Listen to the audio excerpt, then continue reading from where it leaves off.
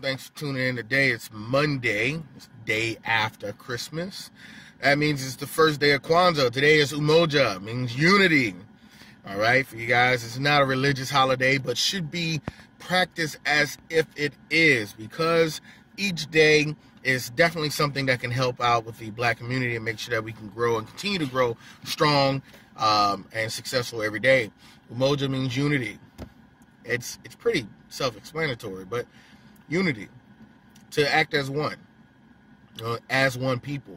One thing I like to take away from today, and I hope you take this away as well, I tell people to stay on code, and I'm sure you guys may have heard it from people like Dr. Boyce Watkins and King Flex. I forgot his name right now, sorry.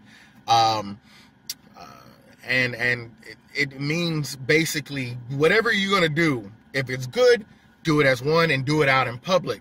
Do it, let people do it. Let people see these things if you're Black. If you have some kind of criticism or a constructive criticism, or if you have some form of hate or something that you have to tell another Black person, make sure you don't do it in front of white people, because they love that stuff. Now, obviously not all white people are bad, but we're not going to go into that argument, because if you do something or have something you need to say to someone else that is Black that could improve, but it's going to be something negative, do it behind closed doors. All right?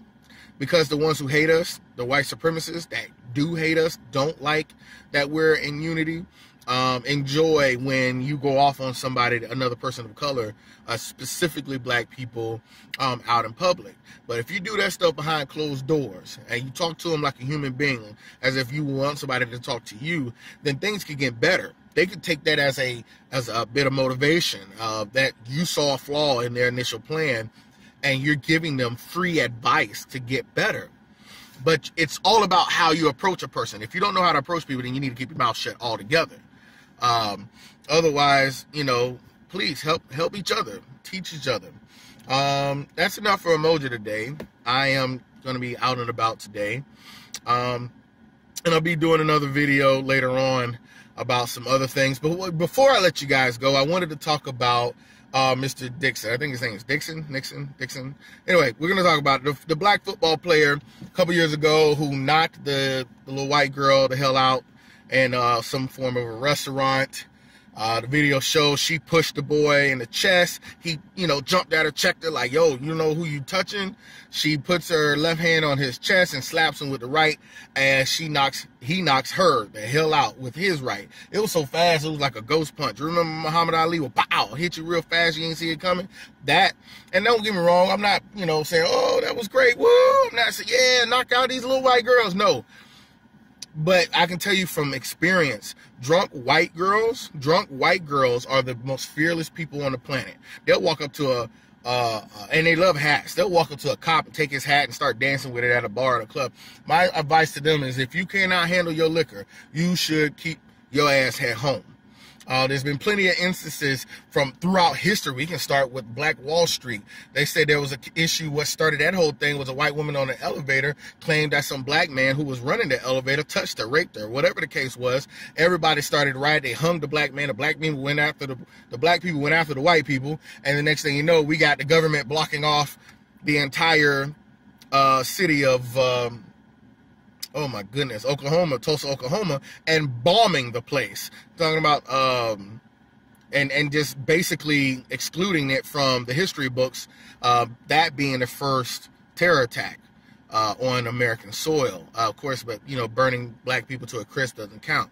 But see, all that started with this one white woman. You go down the line, you'll see there's been a lot of white supremacists putting little these white women in subjective little individual places that cause a lot of problems for Black men. Hell, I even went through a case where this girl, she paid me to, and I was poor at the time, and I took the money so she could touch my Johnson.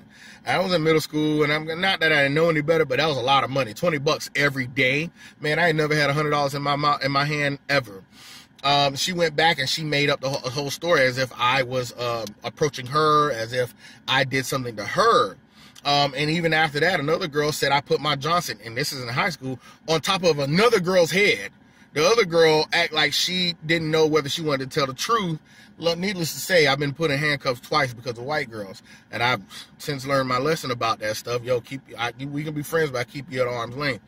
But even in this case, that girl, she got exactly what she deserved, hands down. You can say what you want to say about my belief on you shouldn't hit girls, but I believe if you want a man to be, chivalrous, then you have to play your role as well. You can't choose when you want to be a feminist, okay? Because, these women want equal rights, and I believe equal rights go all across the board, from them letting them decide when they need it, by whom and when they have their baby, if they want to have the baby, the rape culture that's very much real on both sides, men and women, all the way down to pay. But when it comes to them putting their hands on somebody, especially a man, then all of a sudden they want to withdraw. No, you shouldn't touch women. I don't care what they do. No. And you can't go around life thinking that you're going to be able to put your hands on anybody, man or woman, and think that you're not going to get hit back. That is a lesson that I think every little white drunk girl needs to learn ASAP, especially when you're around black folks, because we don't tolerate that stuff. And she saw real pretty quickly when she had to sew her jaw shut. And now here we go, 2 years later, this man had to apologize. He was kicked off the field for a whole year. He's done 1,000 hours of community service, and this woman didn't do a single thing. She didn't go to court. They didn't press charges, anything. Now she's trying to bring this back up to light now that she wants to press and sue him for damages and all this mental pain and stuff, probably because everybody who's a real person wants to whoop her ass for basically starting the altercation and then playing the self-helpful, old defenseless little woman. And I'm sure I'm going to get a lot of feminists mad at me about this, but I don't care when it comes to this type of stuff. Keep your hands to your doggone self. Boys, I'm telling you, black men, listen to me. Listen to me. Be careful who you messing with. We just found out a couple months ago, this all-star football player, he got a white girlfriend. She mad because he ain't spending enough time with her. He sleep. She going and make hot boiling water and pour it all over his body. She's going to do the minimum of sentences. I guarantee you. This man got second, third degree burns. He going to mess out on his whole football career. I guarantee it. I mean, it's got to be in the grace of the universe to let him be able to play again. The boy is burnt up, scarred. And I just think you see these situations and y'all are not learning. And I'm not saying you can't date a white girl or you can't get married in a interracial relationship, but it's testy. It's very testy. Okay, you have to be 100% careful, especially because it's called nationalism. They're going to go back to people who look like them and do what they asked them to do. So in cases like this, she knew she touched that boy first. She pushed that boy and messed with that boy, slapped him in the face. Okay, but she had the complexion for the protection, and that boy didn't, and you know it. When you're white, you can get out of stuff just for being white.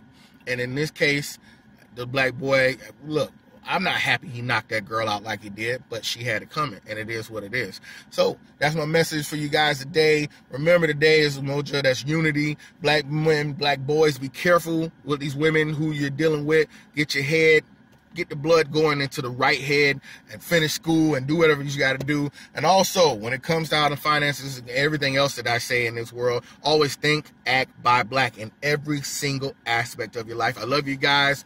Peace.